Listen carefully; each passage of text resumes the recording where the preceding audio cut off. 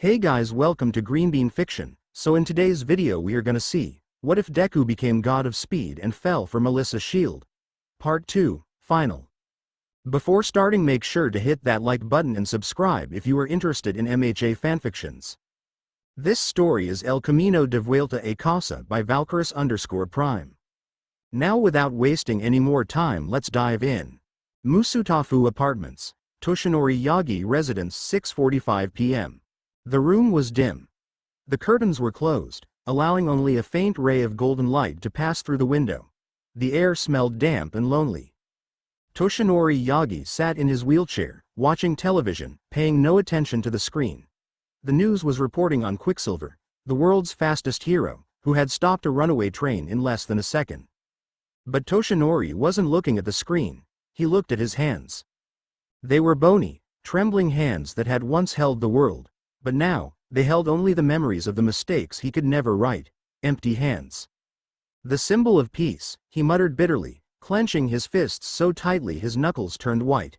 How many people did I actually save? And how many did I leave behind? His mind flashed back to the day he told a quirkless boy to give up. The day that became the spark that ignited the darkness Izuku Midoriya fell into.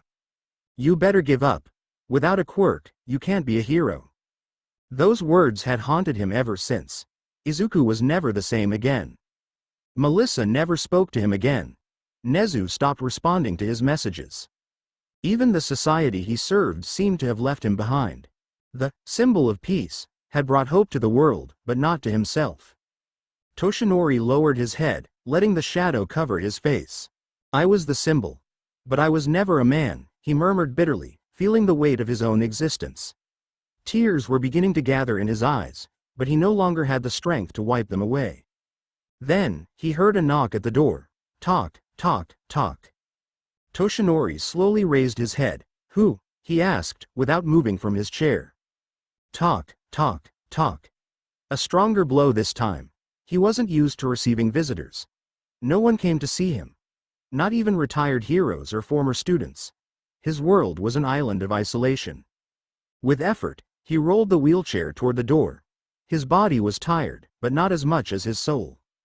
As I opened the door, the world stopped. There, standing in front of him, were the people he never thought he would see again. Melissa Shield, Hikaru Shirogane, and 3 children. Eri, 15, was holding the hand of a little boy with blonde hair and curious eyes. It was Toshinori Shirogane, 5. In Melissa's arms was little Inko Shirogane, a baby just a few months old, asleep with an expression of complete peace. Hikaru stood there, his expression calm. There was no anger in his gaze. No hatred. Just something much heavier. Understanding. Toshinori felt his body tremble. No, it can't be. He murmured, his breathing becoming erratic. What are you doing here? Melissa was the first to speak. Her voice was firm, but not cold. We're here because we understand what it means to be abandoned, he said, his eyes fixed on Toshinori. There was no hatred in his gaze, but there was no forgiveness either. And we know no one deserves that. Not even you, Toshinori. Toshinori felt tears begin to fall down his cheeks. Melissa. Her voice cracked. I'm so sorry, I never meant to. I'm not here for your apologies, Melissa replied, her voice sharp but not cruel. She was no longer a child. She was a mother, a wife, and a hero. I can't forgive you, Toshinori. I don't want to. But I don't want to abandon you either. Toshinori covered his mouth with a trembling hand. The tears couldn't be stopped. Then, Hikaru spoke. Children need to know their grandfather, Toshinori, he said, his voice calm but full of determination. It doesn't matter what you've done. It doesn't matter how much you've failed. No one deserves to be forgotten. You taught us that, didn't you? Toshinori jerked his head up. I couldn't believe it. I couldn't accept it. Why? She asked, her voice breaking. Her body shook with each sob. Why are you giving me this chance? I don't deserve it. I don't deserve it. Melissa looked at Hikaru. They shared a look of understanding. You don't deserve it, Melissa said frankly, but that doesn't mean you don't need it. Toshinori covered his face with both hands. The weight of all his decisions, all his mistakes, all he left behind. Everything fell apart. Forgive me. Please. Forgive me. He cried like a child, like someone who had lost everything. I don't want to be alone. I don't want. Eri approached slowly, with the innocence of a child who knew what it meant to be abandoned. She said nothing. She just hugged him. Toshinori felt Eri's small hug. He felt the warmth of something he had forgotten for so long. Grandpa, Eri said, her voice soft. Don't be sad. You're not alone anymore. And that was all. Toshinori couldn't hold back. He let his tears flow freely as he wrapped his arms around Eri. Not as the symbol of peace. Not as the invincible hero. But like Toshinori Yagi. A broken man, but not abandoned. Hikaru approached, holding little Toshinori Shirogane in his arms. Come on, he said, leaning toward his former idol, meet your grandchildren. Melissa approached, holding little Inko in her arms. This little girl is named after Izuku's mother, she said, with a light smile. Inko. Inko Shirogane. Toshinori raised his head, his eyes swollen from crying. Inko. He whispered, with a tearful smile. Toshinori couldn't stop staring at them. His breathing was labored, his fragile body shaking with every sob he tried to hold back. But then, his eyes fell on the boy who bore his name. Toshinori Shirogane. Your name. They hadn't told him directly. They hadn't made a grand revelation. It wasn't a grand announcement or a gesture of public redemption. It was just there. A little boy with blonde hair and bright, curious eyes. A boy who looked around with innocence and wonder, as if the whole world were a mystery to be solved. A child with his name. Toshinori covered his mouth with both hands. Tears began to flow again, but this time, it wasn't out of guilt. It was something much deeper. It was love. It was gratitude. Why? He murmured, his voice trembling. Why did they name him after me? Melissa looked at him with impressive calm. Her eyes were no longer filled with the anger or disappointment she'd felt years before. They were the eyes of someone who had found peace. Because we wanted him to remember what it means to fall and get up, Melissa replied, looking at her young son with a calm smile. We wanted him to know that even people who make mistakes can still be part of a family. Toshinori felt his body tremble. He couldn't contain the sobs that escaped him. Hikaru leaned down, placing a hand on Toshinori's shoulder. Because, despite everything, we never forgot you, he said, his voice full of conviction. There was no hatred in his voice. There was no resentment. There was only the truth. And we never will. The words pierced Toshinori's heart like a spear. They didn't forget it. They did not abandon him. He had believed that, after everything he had done, after all the lives he had affected with his mistakes, he would be just a shadow in everyone's memory. But I was wrong. The little boy with his name was proof of that. Toshinori Shirogane. It was his name, but it was also a reminder of something bigger. That no matter how far you fall, there is always someone willing to pick you up. Toshinori couldn't speak. His tears choked him. Melissa took a step forward. She knelt down to meet his gaze, not with condescension, but with love. We can't forget the past, Toshinori, she said, her voice soft but firm. But we can move forward with it. It will always be a part of us. Of you, of me, of Hikaru, of Eri, of Inko, and of Toshinori. Little Inko stirred in his arms, letting out a small sleepy sound before settling back into a still state. Melissa smiled tenderly. My mother always told me that names are important, he continued, looking down at the little boy playing with Hikaru's fingers. Names give us strength. They give us purpose. That's why we gave him your name, Toshinori. Because, despite everything, your name still means something.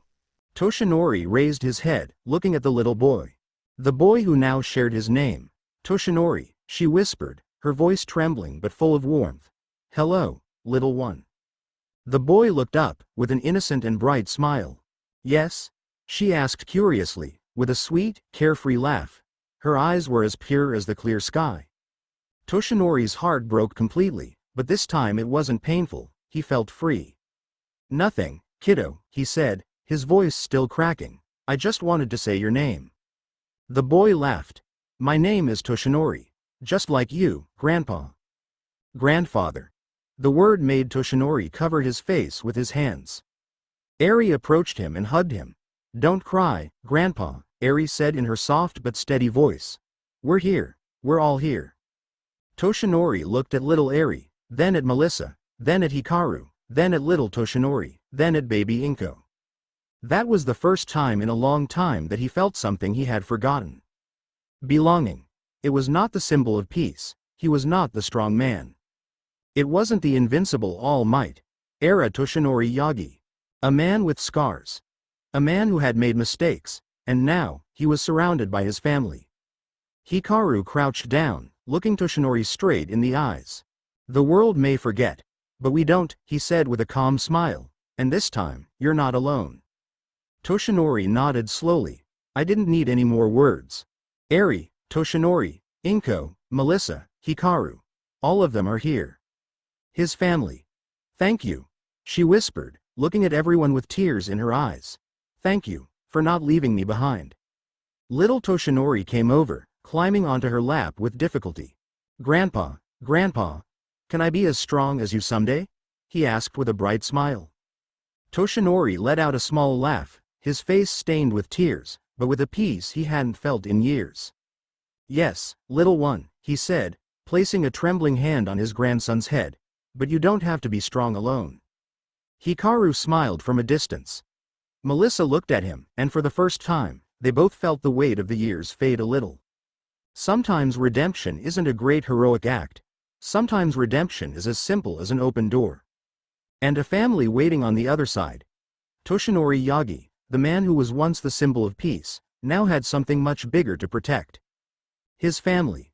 And in that moment, with her grandson in her arms, she knew one thing for sure. They had not forgotten it. They wouldn't abandon him. And he would never be alone again. What had been lost could never be recovered. Forgiveness would never fully come, but redemption is not about erasing the past. It's about accepting the present. Thank you, he said again so they could hear him, his voice cracking but sincere. Thank you for not leaving me behind. Hikaru, Melissa, Eri, Toshinori and little Inko entered the house together. The world didn't need to see that moment, because sometimes life's most important moments don't need witnesses. Sometimes family isn't about blood, it's about not leaving anyone behind. Toshinori Yagi, for the first time in a long time, was no longer alone. UA training camp 6:45 a.m. The cold morning air hit his face. The training ground was almost empty. Only 2 people were there. The sun was just beginning to peek over the horizon, tinting the sky a soft orange hue. The cold didn't bother him, neither did the tiredness. Eri, now 15, was breathing heavily as she prepared for another exercise. Her white hair, longer than usual, was tied in a high ponytail so it wouldn't obstruct her vision. Her body was covered in sweat. In front of her, watching her closely, was Toshinori Yagi.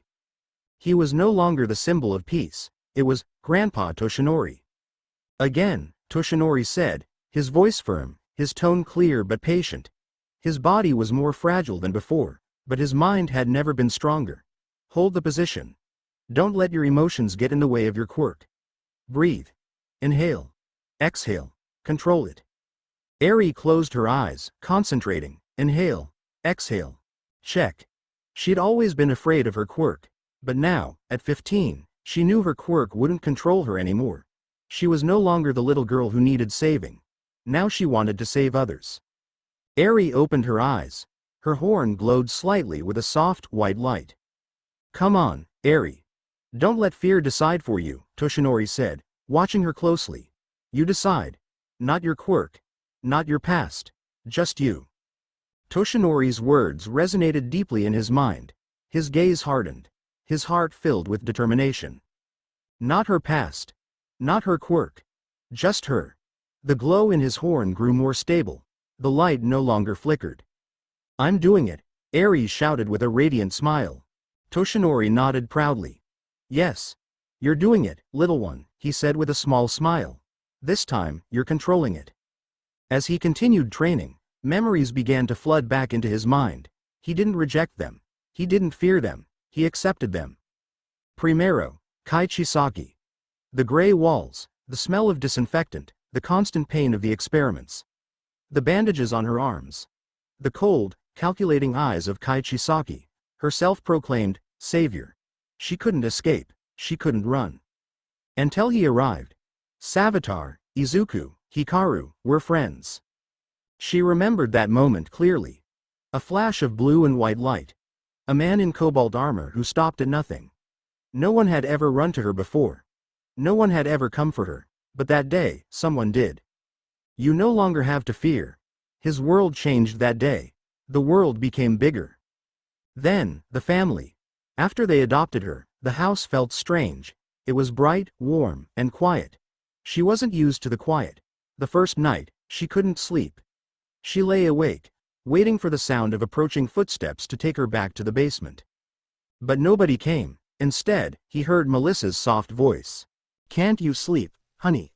Melissa entered her room, sitting on the bed with her. She didn't say much. She didn't need to say much. She just stayed with her. She didn't leave her alone. That was the first time he slept in peace. The day he met Grandpa Toshinori. He remembered that moment clearly. The visit to a modest apartment, the tired face of a man who had been the world's greatest hero, but was now just a man. She had felt his pain. She had seen it in his eyes. She knew what it was like to be abandoned. Then she hugged him. "Don't be sad, Grandpa," she had said with a smile. "We're here. We're all here." And with those words, he wept. She would never forget those tears. Because those tears weren't tears of sadness. They were tears of relief. His brothers. First came Toshinori Jr., the mischievous little boy who was always getting into trouble. He was loud, but his laugh was contagious. At first, Eri thought he couldn't be a good older sister. After all, he didn't know how to be a sister. But then, Toshinori Jr. tripped and scraped his knee. He cried. Without hesitation, Eri knelt down, hugging him tightly. She calmed him down, told him he'd be okay. He stopped crying after that. That's when he understood something. It didn't matter if I didn't know how to be a sister. I was already one. Next came Inko, the youngest of the family. A helpless, calm baby, sleeping with a peaceful smile. Eri watched her with fascination. This is what it feels like to protect someone from the start. She understood that, just like Izuku saved her, now she could protect someone else. Back to the present, Eri opened her eyes. Her horn glowed with a pure white light, soft but steady. It didn't tremble. It didn't go out. "I did it," he shouted, his laughter coming from the depths of his heart. Toshinori watched her from a distance. The smile on his face was the biggest he'd shown in years. "You did it, Eri," he said, his voice full of pride. "You did it."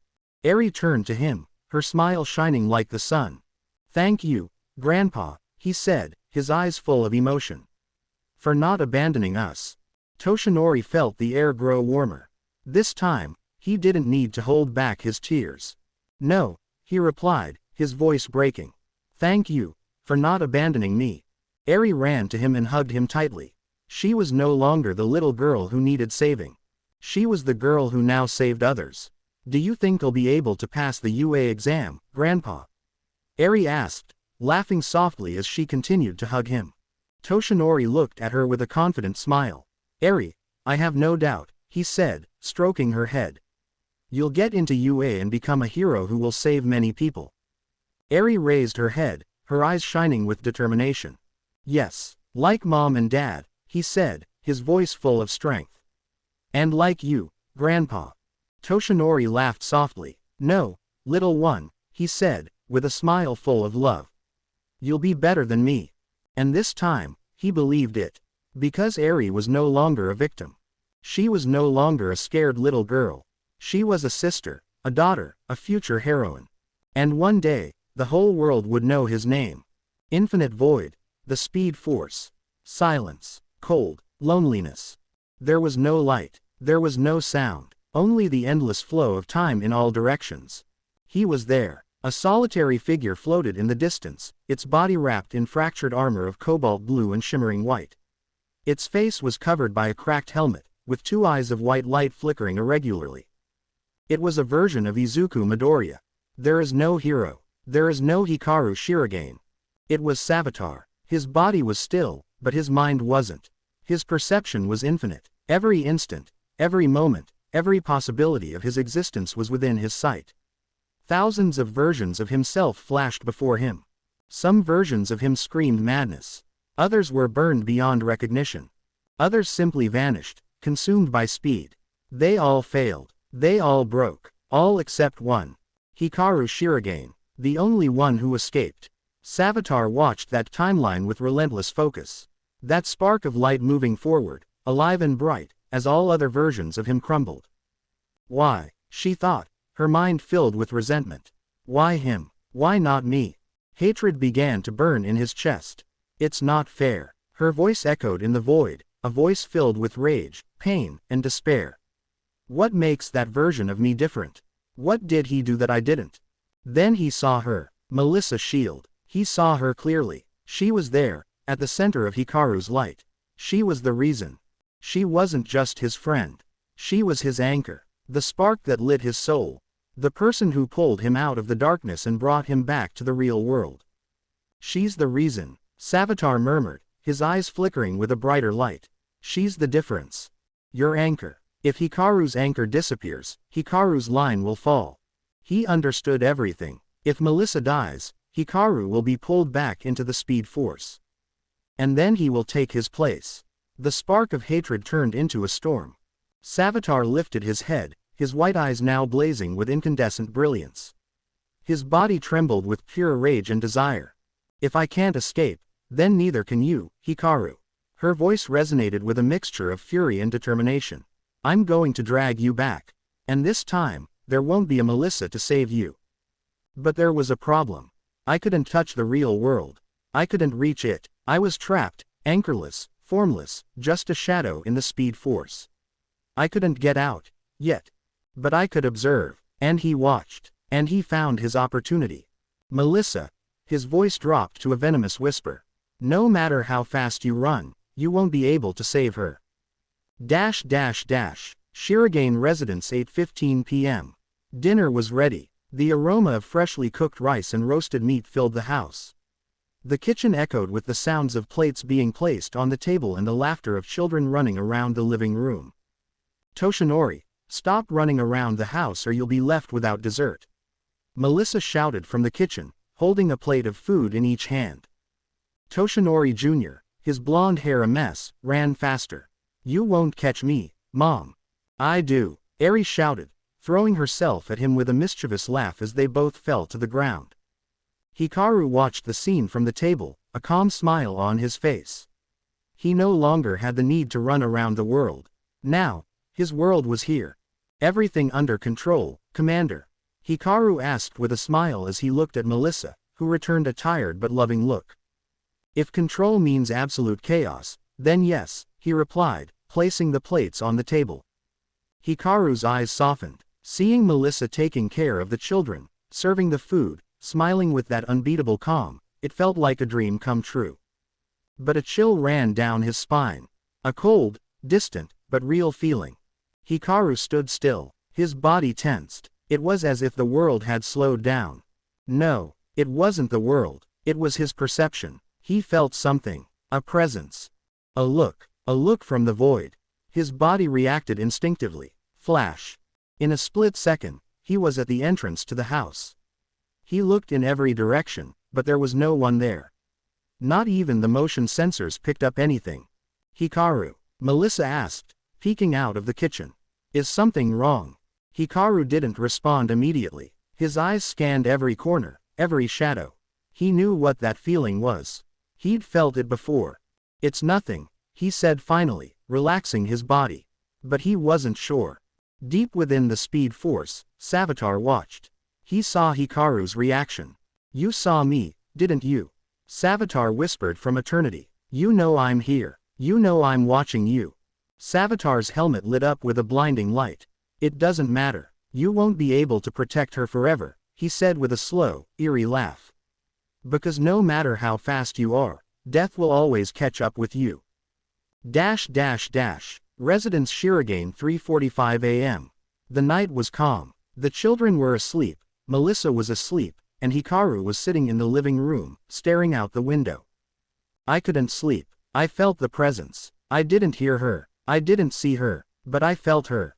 Suddenly, a blue flash flickered in the window. Hikaru immediately stood up, ready to run. But this time, the light wasn't coming from outside. It came from his reflection. In the window glass, he saw something behind him. Two white eyes, shining like dying stars. Savatar. His own shadow. Hikaru immediately turned around, but there was nothing there. Just silence. No matter how fast you are, death will always catch you. Savatar was there, not in the real world. But he was there. No, Hikaru murmured, his eyes filled with determination. Not this time. Because this time, I had something to protect. And no matter how fast Savatar ran, Hikaru would always be faster. Shirogane Residence 11:57 p.m. The clock on the wall marked the end of the night. Everything was calm, or at least, it seemed so. Melissa sat on the couch with a cup of hot tea in her hands, her gaze fixed on her laptop screen. Energy graphs and temporal vibration readings flickered across the screen. Hikaru Shirogane paced back and forth across the room, but not at his usual pace. He walked as if he had the weight of the world on his shoulders.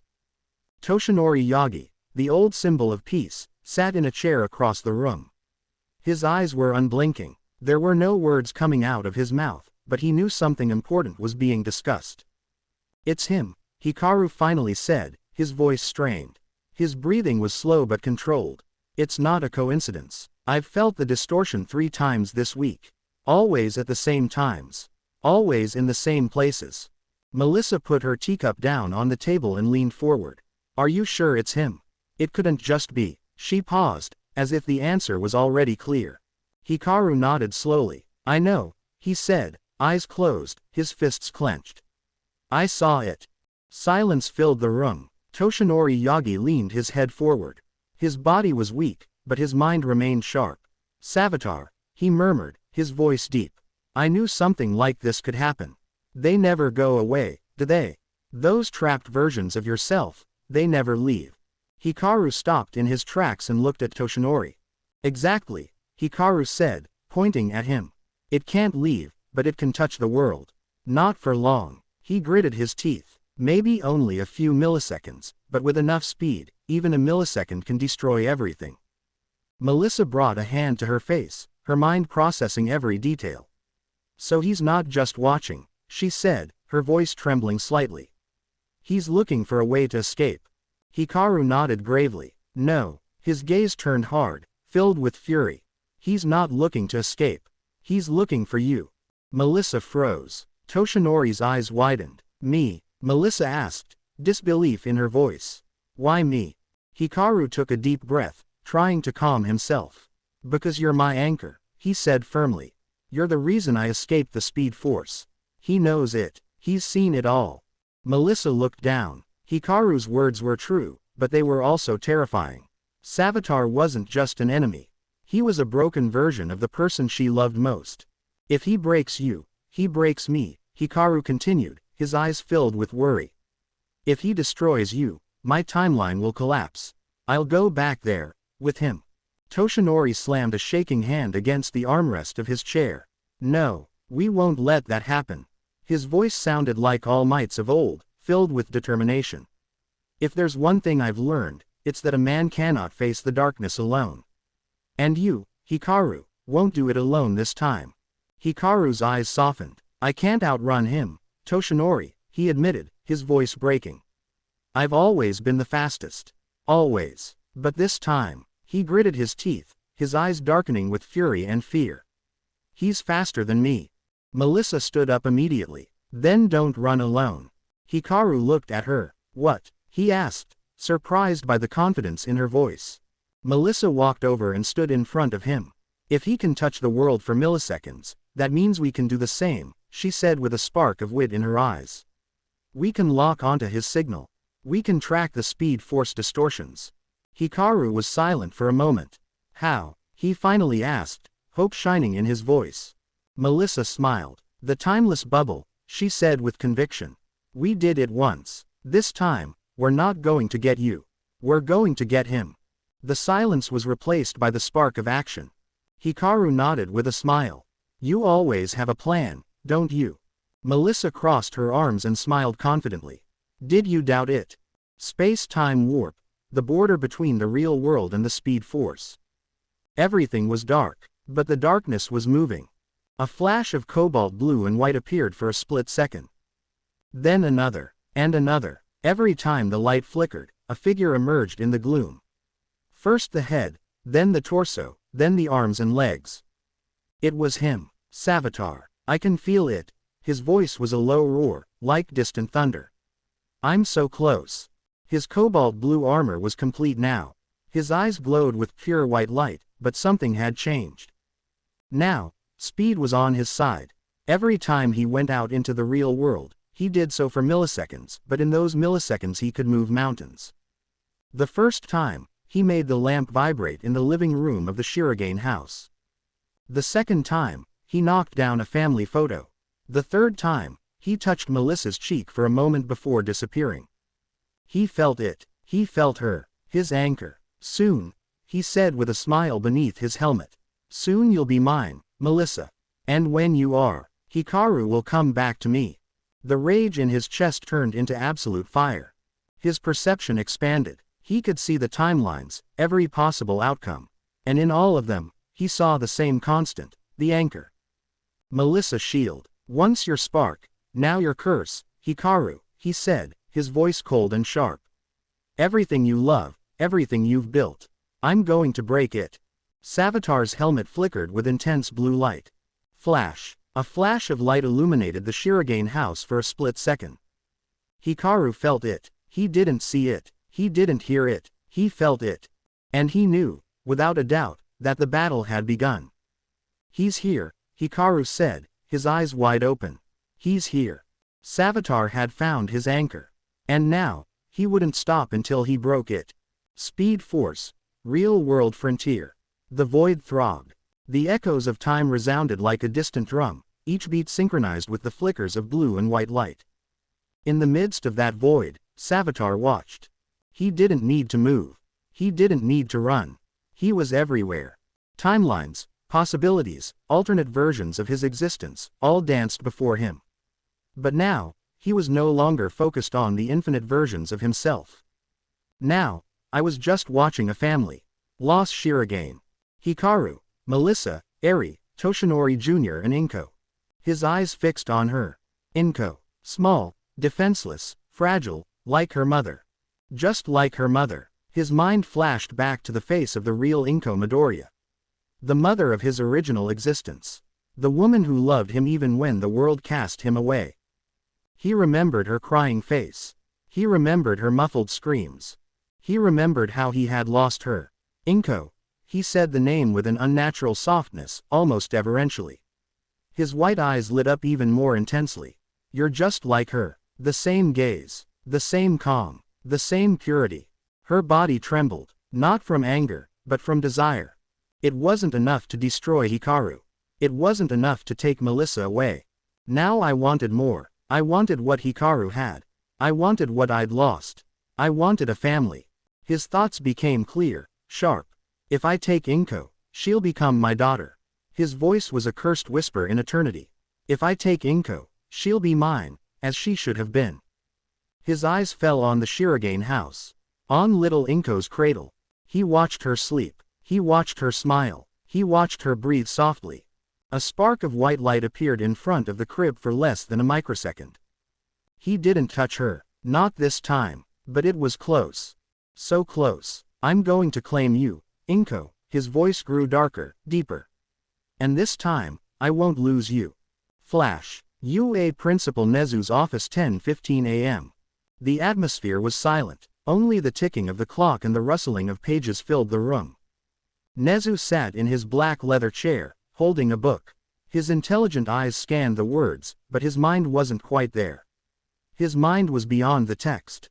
A soft knock on the door interrupted the calm. Talk, talk, talk.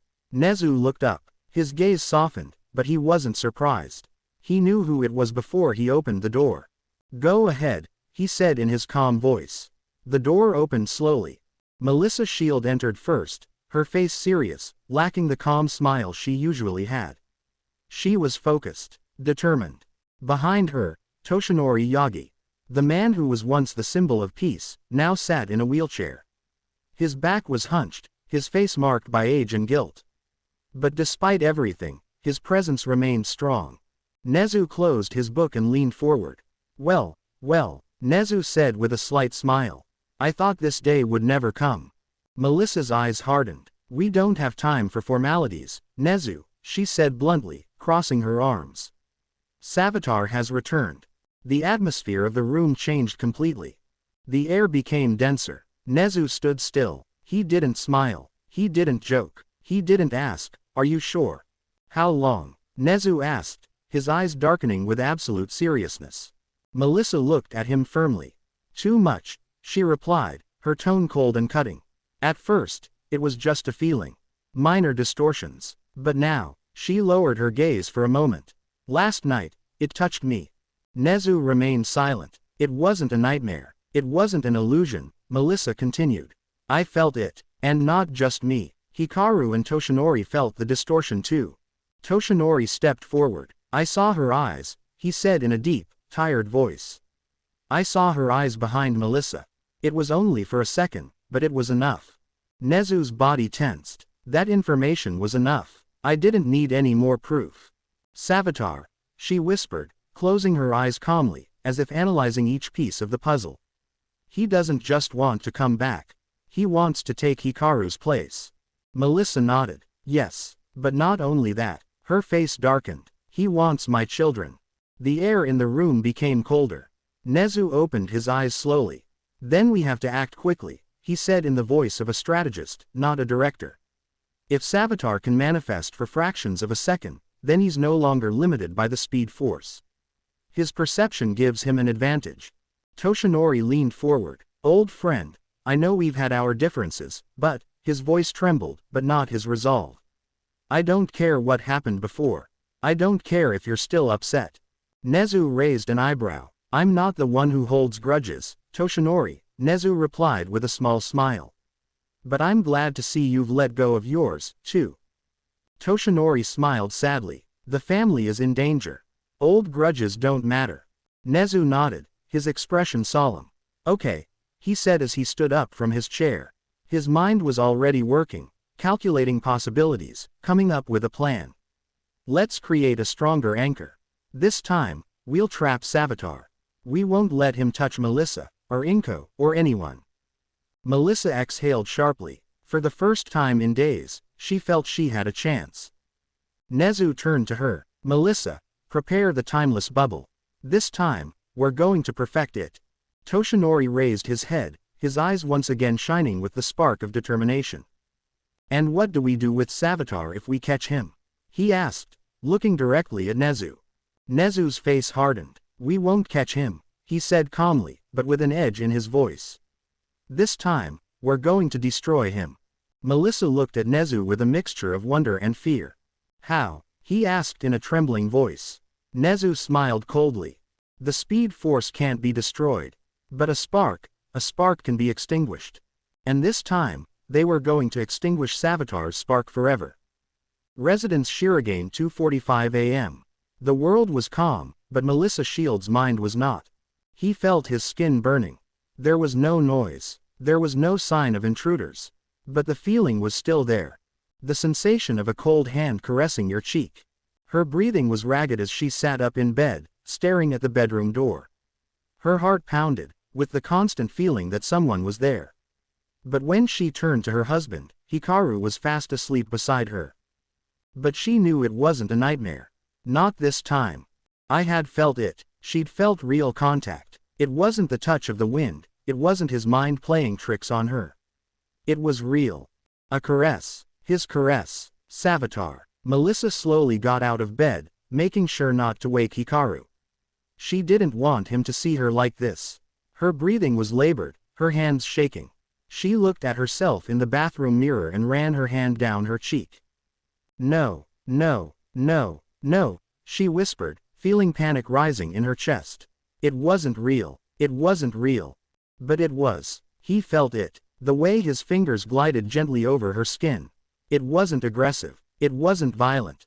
It was intimate. That was what terrified her the most.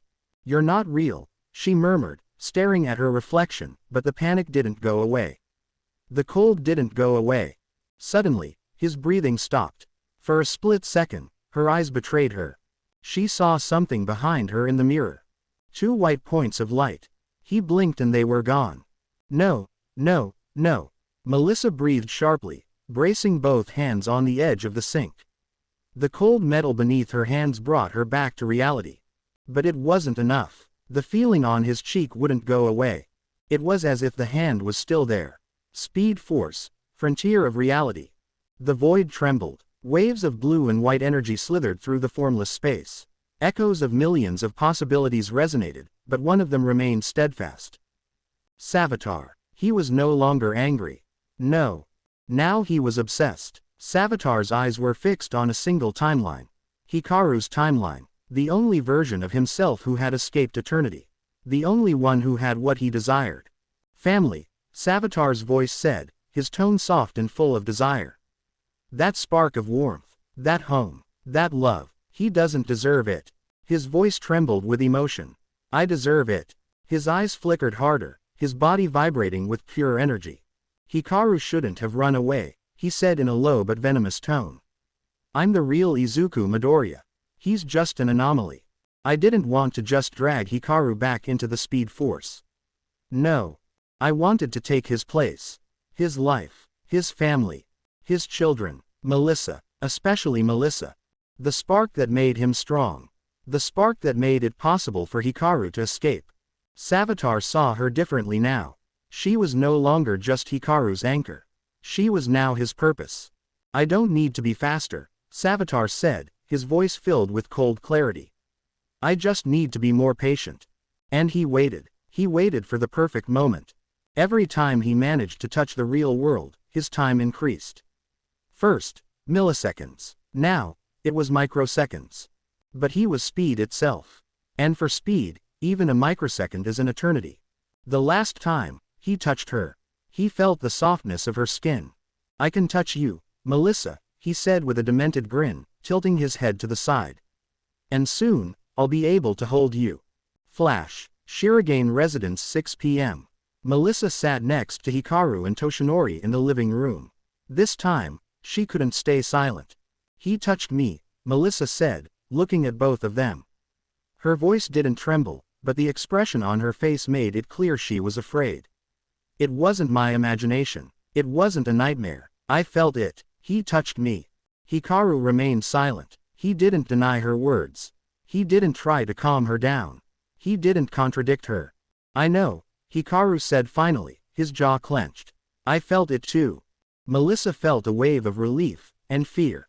What are we going to do? She asked, looking at both men. He's not trying to drag you back, Hikaru. Melissa closed her eyes and took a deep breath before speaking the truth. He wants to take your place. The silence was so loud it felt like thunder. Toshinori narrowed his eyes. How do you know? He asked calmly, his voice like that of an old soldier ready for another battle. Melissa looked at Toshinori with an expression of pure seriousness. Because he didn't touch me with hatred. He didn't touch me with fury. Her voice was low, almost a whisper. He touched me with love. Toshinori's eyes slowly opened. Hikaru clenched his fists so tightly his knuckles turned white. No, he said, his eyes glowing blue and white. He won't dare. I won't let him try. Flash. The room shook. The lamp swayed. All three felt it. It wasn't an earthquake. It wasn't a tremor. It was a distortion. Savatar was there. For a second, everyone could see it. Behind Melissa, 2 white eyes shining brightly. Melissa, Savatar's voice sounded like a whisper behind her. Soon. Very soon. Melissa froze, her breath caught. Hikaru disappeared from the room in a flash of blue and white. Flash. He materialized behind Melissa in a split second, his eyes blazing with fury.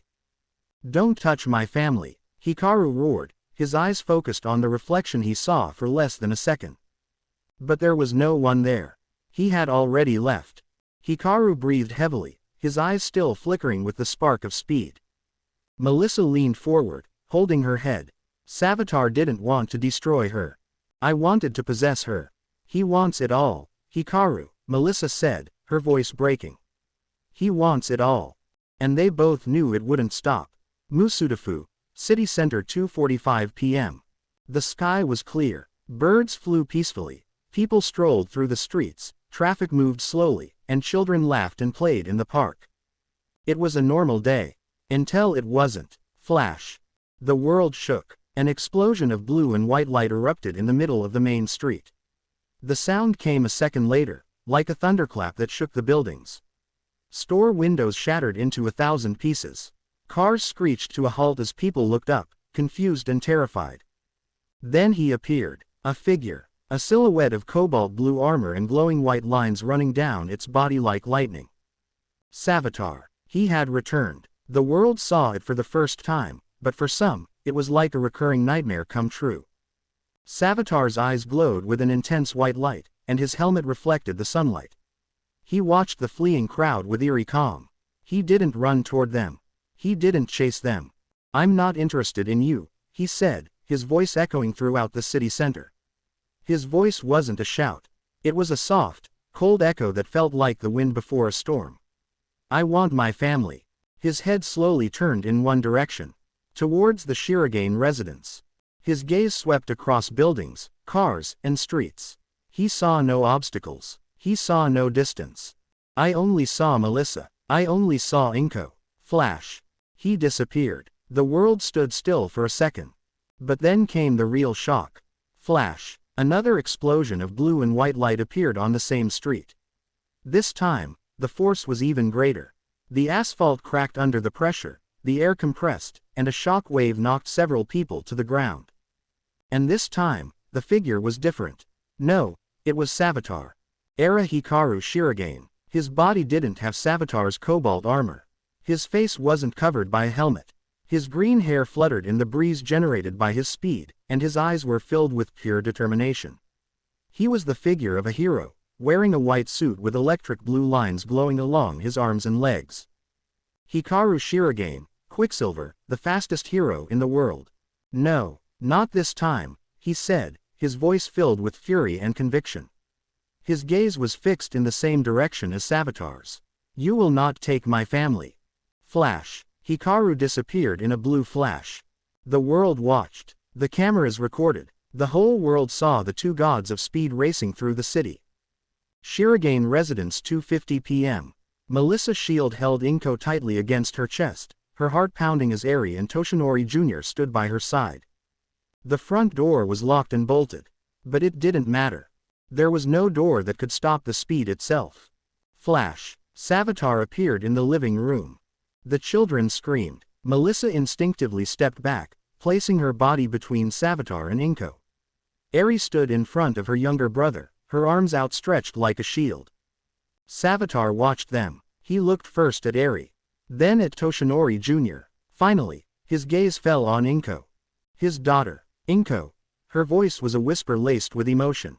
"You look just like her. You look just like my mother." Melissa felt a chill run down her spine. "Don't come any closer," he said, his voice firm, even though his body was trembling. "Don't you dare touch her." Savatar looked at her, not with hate, not with anger, with something much worse. With desire. "I've already played it once, Melissa," he said in a cold, gentle voice. "And I'll play it again." Flash. But before he could move, an explosion of blue and white lit up the room. Hikaru arrived. He didn't show up. He didn't run. It materialized. And his fist was already on its way to Savatar's face. Boom. The impact was like thunder. The force was so strong that the walls cracked and the windows shattered. Savatar was thrown against the wall, shattering the concrete. Flash. In less than a second, Savatar was on his feet. The two looked at each other, standing opposite each other. The world stopped. "She's mine, Hikaru," Savatar said, his voice deep and filled with rage. "This life, this family, it all belongs to me. It's not yours." Hikaru raised his fists, his gaze that of a man who had made an unbreakable promise. "This family belongs to no one." His voice was low, but each word cut like a sharp blade. "You're not a god. You're not a hero. You're just a shadow trying to steal someone else's light." Savatar leaned forward, his eyes glowing like white stars. "Then I'll take it away from you." Flash. They both ran. The world didn't see them move.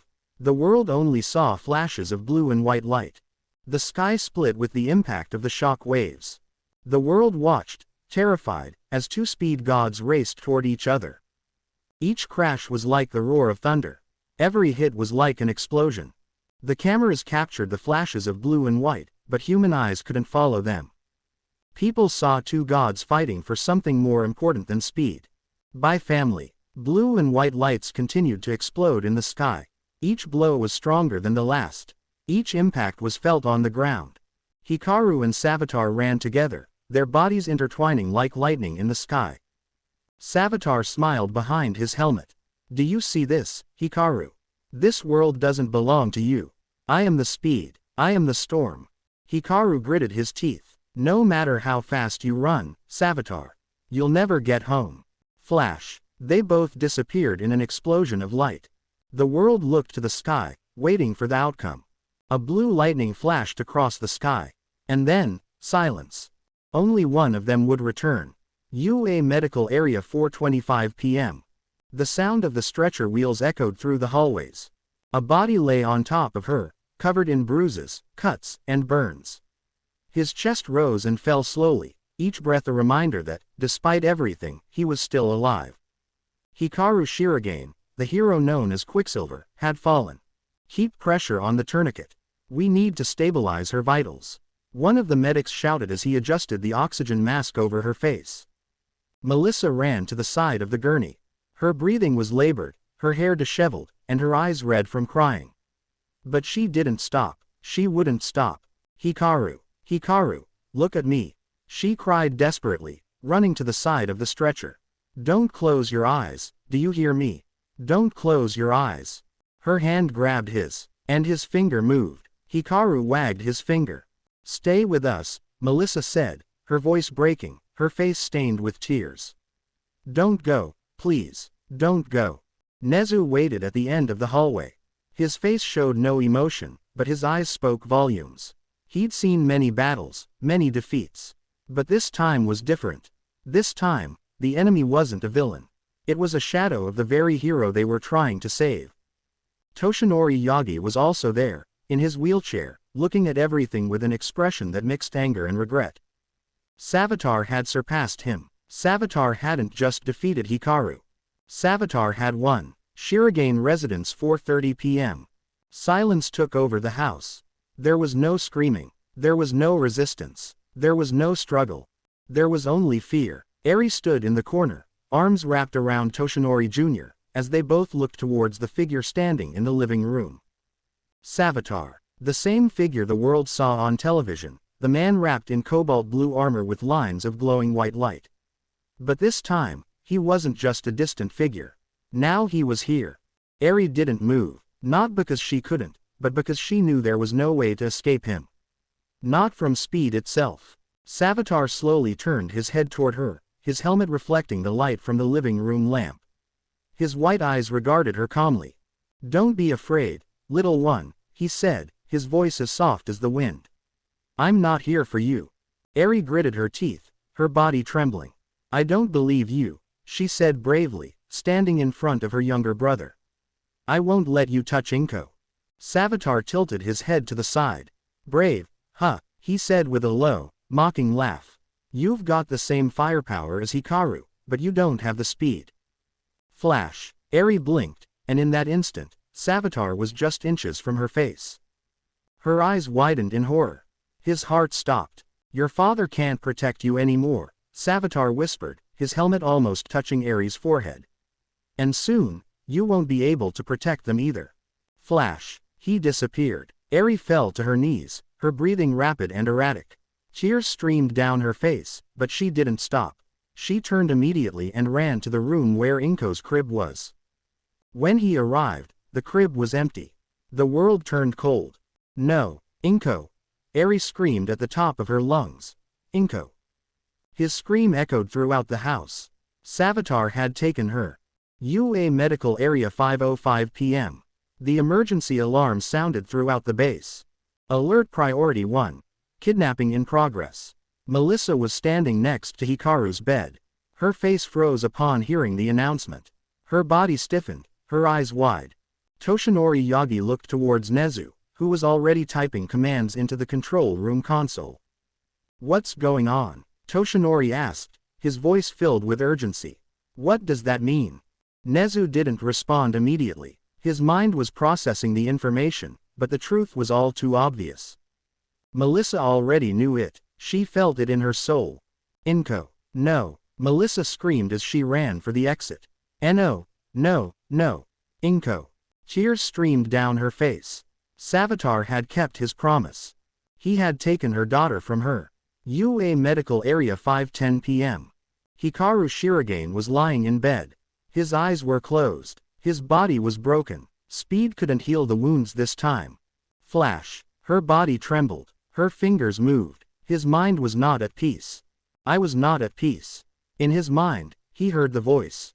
The voice of the person he feared most. See what happens when you don't run fast enough, Hikaru. Savatar said, his voice echoing in her mind.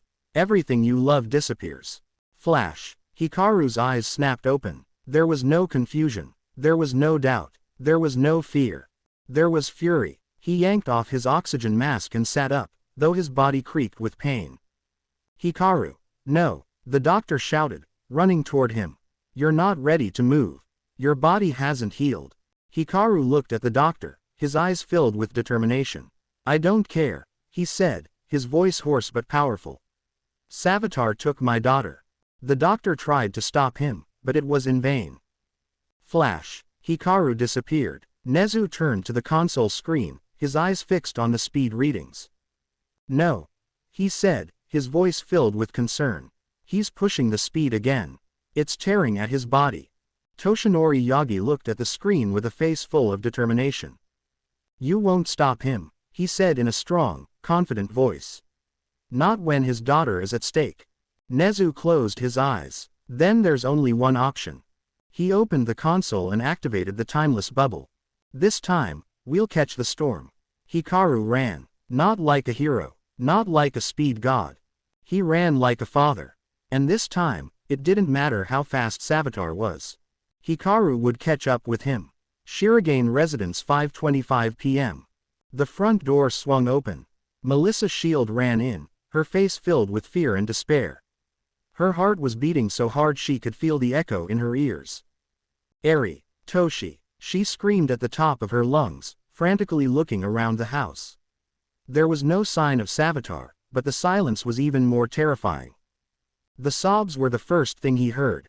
Small, drowned, full of pain. Melissa instinctively moved toward the source of the sound. Eri and Toshinori Jr. were huddled in the corner of the room, trembling. Eri had her arms wrapped around her little brother, her body trembling with every breath. Eri, Toshi. Melissa quickly knelt in front of them, her eyes filling with tears. Tell me you're okay. Where's Inko? Where's her sister? Eri's eyes were filled with tears. Her pupils were trembling, as if her mind was still trapped in the vision of what had happened. He took her. Her voice was a whisper, an echo of pure helplessness. Mom, he took her. Savatar took her. Melissa's world collapsed. The room ceased to exist. His ears filled with a ringing. Her breathing became labored, as if each heartbeat took forever. No. No, no, no. Melissa began to breathe rapidly, her chest rising and falling unevenly. Denial took over her mind. No, this isn't happening. This isn't happening. Toshinori Jr. broke free from Eri's hug and ran towards her. Mom, Mom, he took her. She screamed as she threw herself into Melissa's arms, hugging her tightly. He wanted Inko. He said she was his daughter. He said she was his. Those words pierced Melissa's heart like a spear. It's yours. No, no, no, no. Melissa felt her body begin to shake. No. Not my daughter, he muttered, gritting his teeth so tightly his jaw ached. Anger began to rise. Not my daughter. He shouted so loudly that Toshinori Jr. was startled. It's not yours. It's not yours, you damn demon. His scream echoed throughout the house. His fury was pure, raw, and uncontrollable. Toshinori Jr. hugged her tighter, his small arms trying to calm her. Mom, please, he whispered, his voice trembling. Melissa closed her eyes tightly, her tears falling steadily. Her children were crying with her. Eri approached slowly. I tried, he said, his voice breaking, his body shaking with guilt. I tried to protect her, Mom. I tried. Melissa's head snapped up and she walked over to Eri. She took her shoulders gently but firmly. Her face was filled with tears, but also with love. "It's not your fault, Eri," he said in the firmest voice he could muster. "It's not your fault, do you hear me? You didn't fail." Eri squeezed her eyes shut and let out a heart-wrenching sob. But he took her. He took her," Eri cried with all her might, resting her forehead on Melissa's shoulder. Melissa hugged her with all her strength, holding her two children. "No, little one, you didn't fail." His voice was full of love, but also anger. Not anger toward Eri, not anger toward herself. Anger towards Savatar. She understood. He understood everything. Savatar didn't just want Hikaru. Savatar wanted to be Hikaru. He wanted his family. He wanted his children. He wanted everything. And now, he had Inko. "We'll find him," Melissa said, her voice filled with determination. It wasn't a shout, it was a declaration. "We'll find him, and we're going to get her back." Eri raised her head, her eyes red from crying, but full of hope. "How about that, Mom?" she asked, her voice breaking. Melissa looked her straight in the eyes. "With everything," he replied. "With everything we have, with everything we can do. This time we're not going to wait. This time, we're going to hunt him down." His gaze hardened. There was no room for doubt. "Because I'm Inko Shiragene's mother. And speed gods can't escape a mother." Speed Force 5:45 p.m. The void was not calm. The void trembled. The boundary between reality and the speed force distorted as Savatar emerged, his armor gleaming with every step he took. In her arms, a little baby. Inko. The little girl wasn't crying. She gazed curiously at the rays of light dancing around them. Her innocence was pure, unbreakable. Savatar looked at the girl with eyes filled with more than just obsession.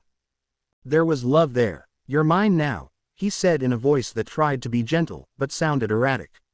The madness had already begun to consume him. "Don't worry, Dad's here, and this time I won't lose you." The baby raised a small hand and waved it in the air, trying to reach a spark of light. Savatar laughed, a soft, but disturbing laugh. "You look happy," she said, her eyes fixed on the baby. "And that makes me happy." But something in the void moved. Savatar felt a presence. Not an external presence, one that came from within. He was not alone. Something was watching. "Do you think you can catch me, Hikaru?" Savatar whispered, staring into the distance. There was nothing there, but he knew he was being watched. "You can't catch me, not this time." His eyes flickered with a white spark. "This is my moment. This is my family." The void trembled, but it wasn't because of Savatar. Something else was moving, something faster than anything I'd ever seen before. A spark of blue and white. "No," she whispered, her eyes wide. "It's not possible." The void split in two with a flash of blue and white light. Flash. Savatar spun around furiously, but it was too late. "Hikaru Shiragane is all right. I didn't intend to talk. I didn't intend to reason. I only had one intention. Get your daughter back. She's not yours," Hikaru said, in the voice of a father who wouldn't accept any other answer. Flash. The battle had begun again. UA. Project. Timeless Bubble. Control Room 6:15 p.m. The room was filled with technicians, engineers, and heroes.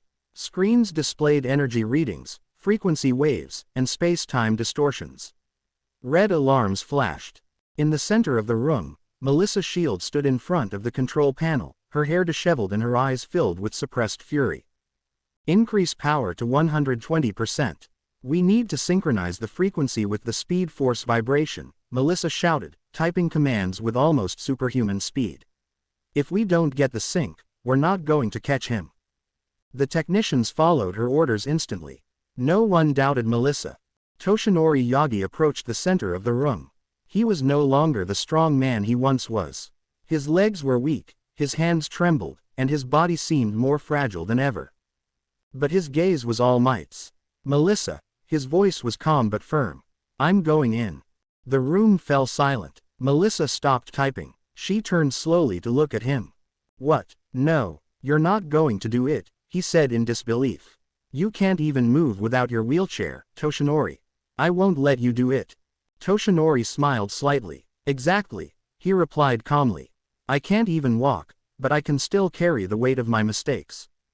The air in the room became heavy. No, not this time, Melissa said, tears beginning to well up in her eyes. I'm not going to lose another member of my family, Toshinori. Toshinori rolled his chair toward her, slowly but surely. His presence shook the floor with every turn, every sound echoing in the room. You're not going to lose me, he said, looking directly at Melissa. But if I don't do this, you'll lose Inko. Melissa lowered her head, her body trembling as she gritted her teeth. I don't want to, he murmured. I don't want to lose both of them. Toshinori put his hand on Melissa's shoulder. You're not going to lose me, he repeated, this time more forcefully. Because this time, I won't fail. Nezu, who had been watching from his post, nodded slowly.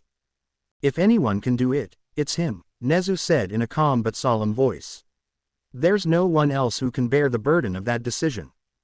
Toshinori looked at Melissa with a soft smile. Sometimes heroes don't come back, Melissa, he said, tightening his hand on her shoulder. But this time, I will. Melissa shook her head, but she didn't have the strength to stop him. Promise me, she said, her voice breaking. Promise me, Toshinori, don't go. Toshinori leaned down and looked into her eyes. I promise, he said with a sad smile. I won't leave without bringing Inko back. Speed Force, the infinite void. The void was a sea of blue and white light that flickered with every passing second. Hikaru and Savatar moved at a speed that defied all logic. Each blow was stronger than the last, each collision releasing flashes of pure light that illuminated the darkness. Inko was at the center of it all. The baby floated in a whirlpool of pure energy, trapped in a space where time meant nothing. Give me back my daughter, Savatar. Hikaru roared, launching himself at his counterpart. Flash. Savatar appeared behind Hikaru and punched him in the back with both fists. The impact was so strong that Hikaru's body was thrown forward, piercing the void like a cannonball. Your daughter, Savatar said with a cold, mocking laugh. No, Hikaru. This is my daughter. Flash. Hikaru reappeared inches from Savatar, his arm charged with pure energy. It's not yours, he shouted as his fist connected with Savatar's helmet. The impact caused Savatar's helmet to fracture. Flash. Savatar flinched, but didn't fall. His laughter echoed throughout the void. Do you really think you can beat me? He said, his eyes filled with madness. I'm faster, I'm stronger, and I'm meaner. At that moment, they both felt something. Something was opening. The void trembled. Flash. Toshinori Yagi appeared in the center of the void. His body lit up with a golden light. The symbol of peace had arrived. What the? Savatar took a step back, staring at the figure forming before them. No, no, no, you shouldn't be here. Toshinori raised his head, his eyes shone with a familiar golden light. Did you think I'd be benched forever, Savatar? Toshinori said, his voice booming like thunder. It was All Might's voice. The voice of the symbol of peace. Not today, not this time. Savatar felt fear for the first time. No, you can't be here, Savatar shouted, launching himself at Toshinori with all his speed. Flash. But Toshinori didn't move, because he didn't need to move. Because in his heart, the last embers of One for All had burned again. His body began to glow with a golden fire. Not that of a hero, but that of a man, a grandfather who was willing to sacrifice everything for his family. Speed Force. Eternal Void. Hikaru floated in the blue and white immensity, his body shattered, every breath laden with pain. The fractures in his ribs were a constant throb with every beat of his heart. His vision was blurry, but he still saw him. Toshinori Yagi. Not as the symbol of peace. Not as All Might. He was just a man. Just a grandfather. But his light was brighter than any symbol. In front of him, Toshinori held Savatar in both arms, his body surrounded by golden aura that spread like divine flames.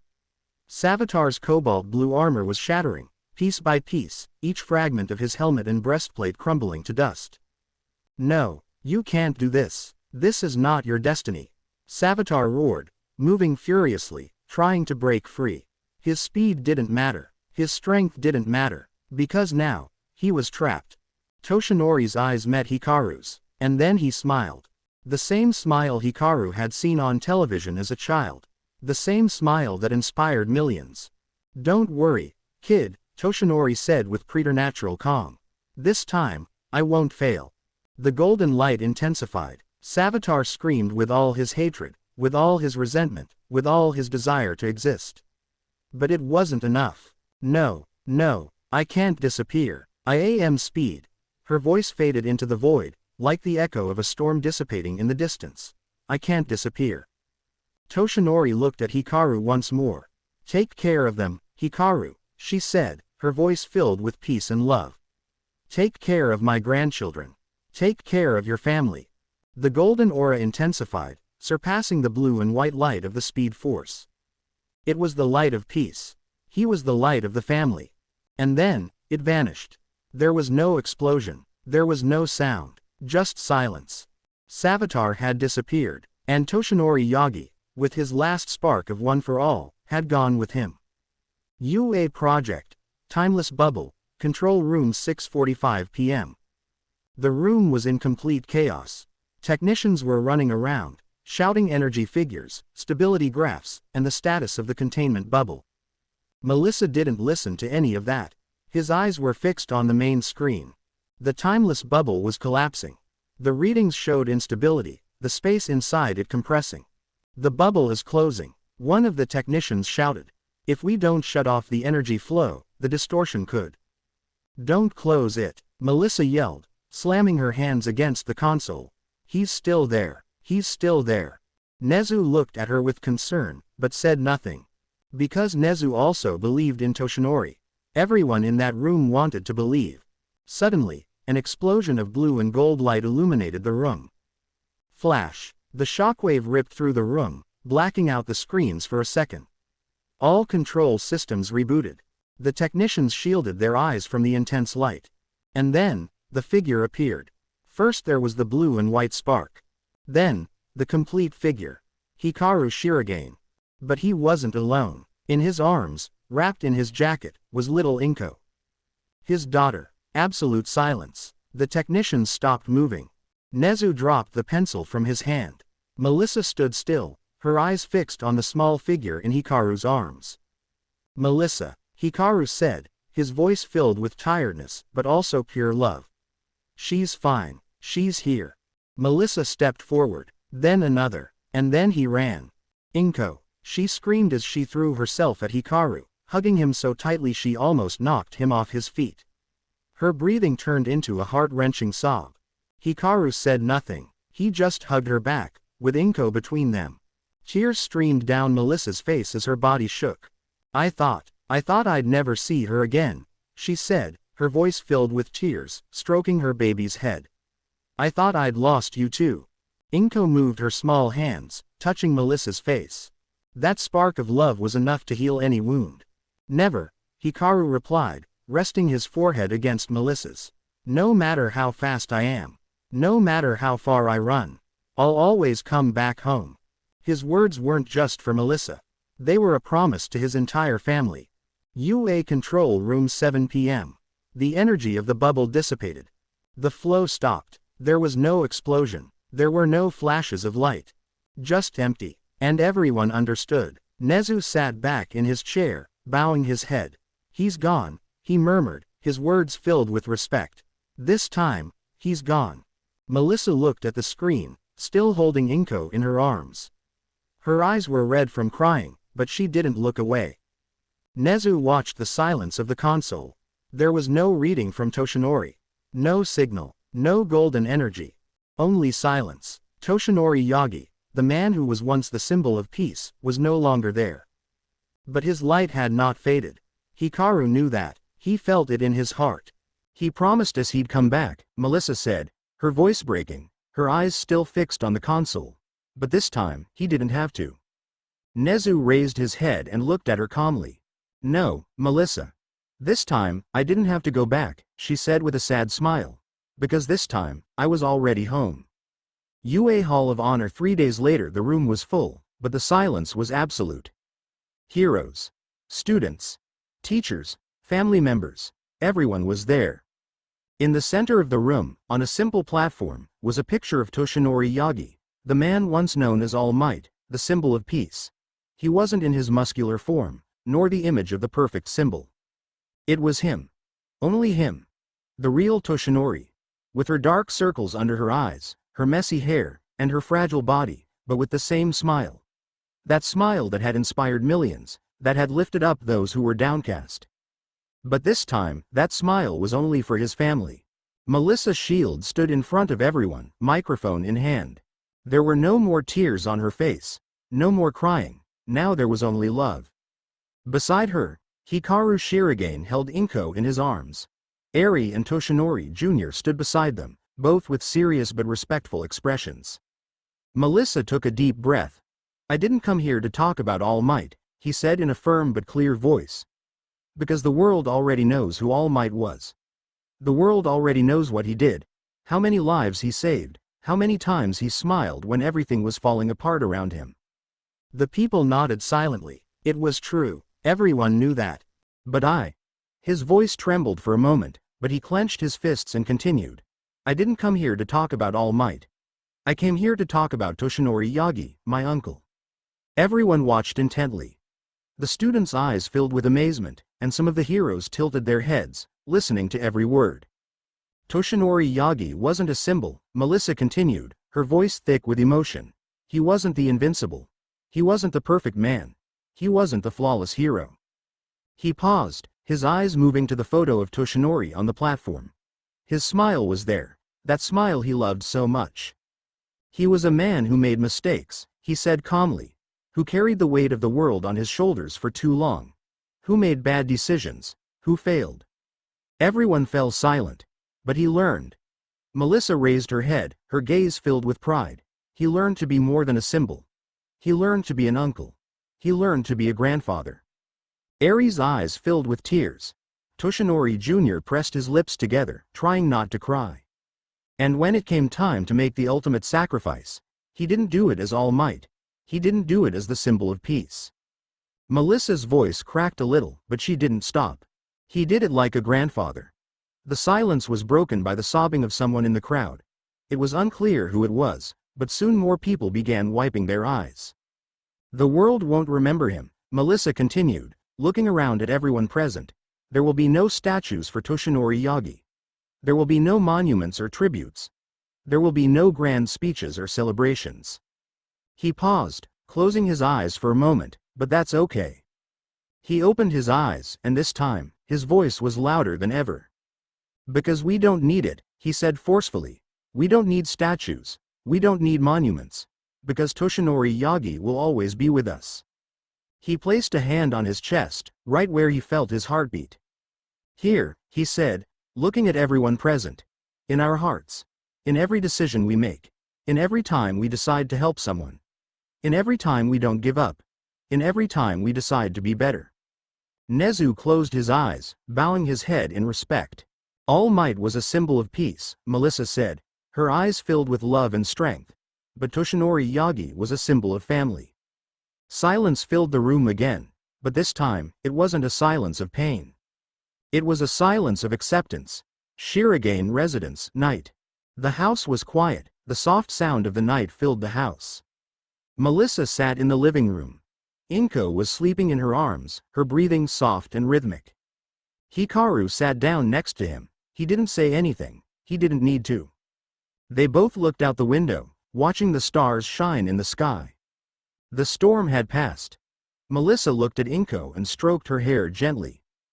"Do you think," Melissa said, her voice calm but full of longing, "do you think he can see us?" Hikaru leaned forward, resting his elbows on his knees as he looked out the window. He did not respond immediately, but then, a tiny spark of golden light flickered in the window.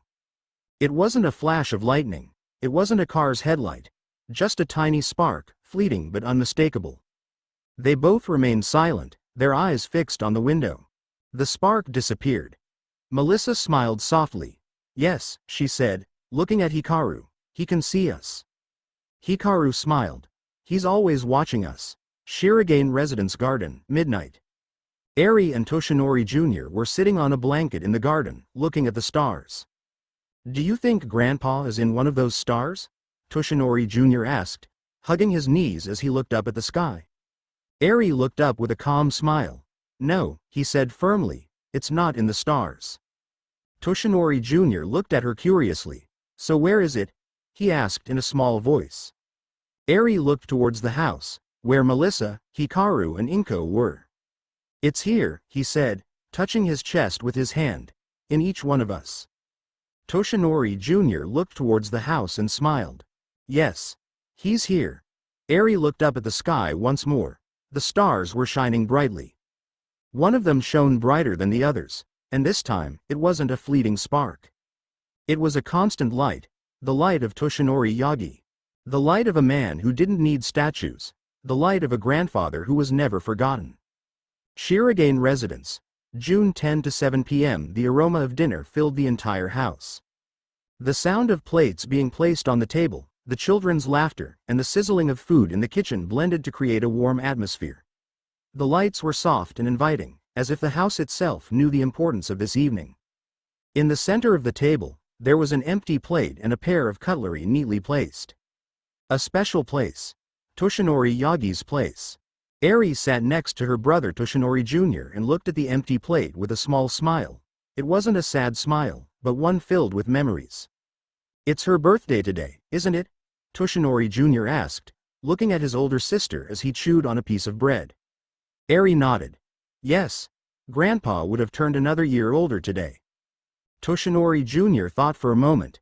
Do you think he's still with us? Eri smiled, looking at him patiently. It's not in the stars, Toshi, she replied in a soft, confident voice. It's here, in all of us. Toshinori Jr. bowed his head, but this time there were no questions. He already knew the answer. Eri looked at her hands. She remembered the times she trained with Toshinori. Don't worry about falling, little one. Eri remembered his words clearly. It's not how many times you fall, but how many times you get up. She remembered those words every time she failed to control her quirk. She remembered when Toshinori helped her up, time and again, with such endless patience. And now, she was a student at UA. Thank you, Grandpa, she murmured to herself, feeling a spark of warmth in her chest. Toshinori Jr. looked at the table and then at his mother. Mom, do you think Grandpa was really strong? He asked with genuine curiosity. Melissa raised an eyebrow, surprised by the question. Why do you ask that, Toshi? He asked as he placed the last plate of food on the table. The boy looked at his small hands and frowned. Because. They always say he was the symbol of peace and all that, he said in the voice of a child trying to grasp something big. But Grandpa was always in his wheelchair. He didn't seem strong to me, he seemed tired. Melissa's laugh was soft and full of tenderness. That's because true strength isn't not falling, he said, crouching down to her eye level. True strength is getting back up after you've fallen. That's what Grandpa taught you, wasn't it? Toshinori Jr. remained silent, thinking. Ah. Like Mrs. Shimura's story, she said suddenly, her eyes shining with understanding. Grandpa told me that story once. He said his teacher told him it didn't matter how many times life made you fall. The important thing was to get up. Melissa blinked, surprised by how clearly the boy remembered the lesson. Yes, darling. That's exactly what she meant. Toshinori Jr. smiled and nodded firmly. Then it doesn't matter if I fall at school. I just have to get up, like Grandpa. Melissa laughed and hugged him tightly. Exactly, little hero, exactly. Dinner was ready. Everyone was sitting around the table. Melissa looked at the empty plate in front of her, Toshinori's place. A memory hit her hard. She was a little girl again, in the big city, with bright lights all around her. I want to see more, Uncle Toshi. I want to see more, cried little Melissa as she held tightly onto Toshinori's shoulders. Toshinori laughed as he carried her on his shoulders. Okay, little explorer. But don't pull my hair, he replied with a soft laugh as he turned so she could see the great city from above. Melissa would never forget the feeling of being so high, higher than the entire world. I'm the queen of the world, Uncle Toshi. That's right, Your Majesty, Toshinori replied with an exaggerated bow. Melissa brought a hand to her face as she laughed softly, feeling nostalgia hit her heart. Thanks for everything, man, he murmured, staring at his empty plate. Hikaru remained silent, looking at the table with a thoughtful face. "Dad?"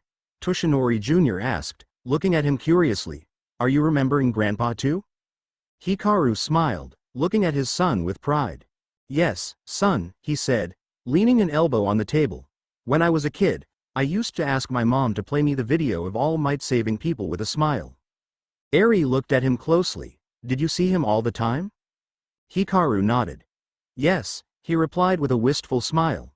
"Not because I wanted to be like him. I watched it because I wanted to feel the same way as the people I saved." Silence fell over the room. Everyone listened attentively. "He wasn't just strong. He wasn't just brave," Hikaru continued, looking directly at her children. "He made us feel safe. When I saw him smile, I felt like everything was going to be okay. That's why I never got tired of watching that video. Because whenever the world went dark, I just had to remember his smile." Melissa looked at Hikaru with a small smile. "That smile didn't go away, you know. You carry it with you now."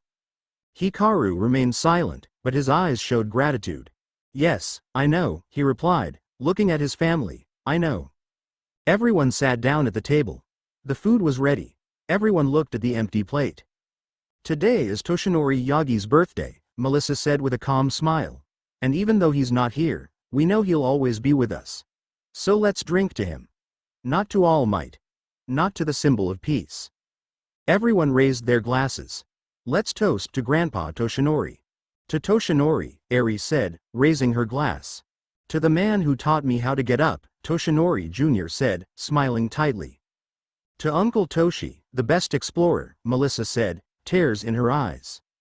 "To the man who taught us never to give up," Hikaru said, his voice firm. They all drank together. And in the window, a golden spark flickered softly. It wasn't lightning. It wasn't a car's headlight. It was him. Toshinori Yagi, the grandfather. The spark never went out, nor will it turn off. Shirogane Residence. Christmas Eve. The snow fell softly, covering the garden and the roofs in a brilliant white blanket. The Christmas lights flickered, illuminating the house in warm shades of red, green, and gold. Inside the house, everything was organized chaos. Melissa Shield moved around the kitchen with a mixture of determination and panic. A mountain of cookies, muffins, and a giant turkey were in the making. Hikaru tried to help, but his speed usually ended up making a mess. "Hikaru, stop," Melissa said, hands on her hips. "If you try to speed up the process again, you'll be right there shoveling snow off the lawn." Hikaru raised his hands in surrender, smiling mischievously. "Sorry. I just wanted to make sure we made it in time to open our presents." Meanwhile, Eri was decorating the tree with Toshinori Jr. and Inko. "No. The tail lights won't be visible," Toshinori Jr. exclaimed, sounding comically desperate as he tried to get Eri to accept his version of the design. "But if we put all the lights on one side, the tree looks unbalanced," Eri replied, crossing her arms. Inko, for her part, was more interested in playing with the glowing spheres, putting one in her mouth before Eri quickly stopped her. "Inko, no, that's not food." Melissa's laughter echoed from the kitchen. "It's like I can see a Christmas version of Izuku as a kid," she murmured to herself, smiling lovingly. The tree was finished, sparkling with carefully placed lights and decorations. In the center of the tree hung a special golden ball, with the name, Toshinori, engraved on it. The whole family sat around the tree, with blankets and hot chocolate. "Before we open the presents," Melissa said, smiling warmly as she held Inko on her lap, "let's make our Christmas wishes." Eri was the first to speak. "I hope this is the best year for everyone at UA," he said, his eyes shining. "And that we can all be the heroes Grandpa always believed we could be." Toshinori Jr. raised his hand, smiling broadly. "I wish there are more cookies next year, and that Mom lets me stay up past midnight." Laughter filled the room. "That's not going to happen, honey," Melissa replied, laughing as she stroked his hair. Hikaru spoke, looking at the tree with a melancholic but serene expression. "My wish is that we can continue honoring those who trusted us, even at the end," she said, looking at the golden ball on the tree. "And that we continue growing as a family." Melissa was silent for a moment, her gaze fixed on the tree lights. Finally, she spoke. "My wish is that this love we have now never disappears. That we always remember that no matter how fast time passes, we always have time to be together. Hikaru gently squeezed her hand, and Melissa returned a warm smile. As everyone sat inside, laughing and opening presents, a gentle breeze blew through the garden. The Christmas lights flickered slightly, as if responding to something. Eri, who was looking out the window, noticed a golden spark in the snow. "Mom, did you see that?" he asked, his eyes narrowed as he pointed outside. Melissa walked over to the window and looked where Eri was pointing. For a moment, he saw nothing. But then, a small golden spark lit up the night, right where a snow statue Toshinori Jr. had made earlier stood. The statue depicted Grandpa Toshinori, with his signature smile. "Did you see it too?" Melissa whispered, smiling softly. Eri nodded, feeling a warmth in her chest. "He's here, isn't he?" Melissa stroked her hair gently. "It always is, Eri, it always is." Everyone gathered around the tree to open the last presents. Eri received an alarm clock to use her quirk at UA, designed by Melissa. Toshinori Jr. jumped for joy upon receiving a hero pajama he had been asking for. Inko, for her part, seemed more interested in the wrapping paper than the toy inside. When Melissa's turn came, she carefully opened her gift. Inside was a small porcelain figurine of a hero lifting a little girl onto his shoulders. Melissa recognized the scene instantly and brought a hand to her chest, excited. "Uncle All Might," she whispered, looking at Hikaru with tears in her eyes. Hikaru just smiled. "I knew you'd remember." The evening ended with the whole family sitting on the couch, looking at the tree lights and sharing stories. And although Toshinori Yagi was not physically with them, his light shone in every laugh, every story, and every golden spark that lit up that night. Outside, the golden spark appeared one last time, illuminating the snow statue. It wasn't a lightning bolt. It wasn't a reflection. It was a reminder. Because every Christmas, every laugh, and every spark of love, Toshinori Yagi would always be with them. The end. I hope you guys enjoyed this video and make sure to like and subscribe to the channel. Now we will see you in the next video.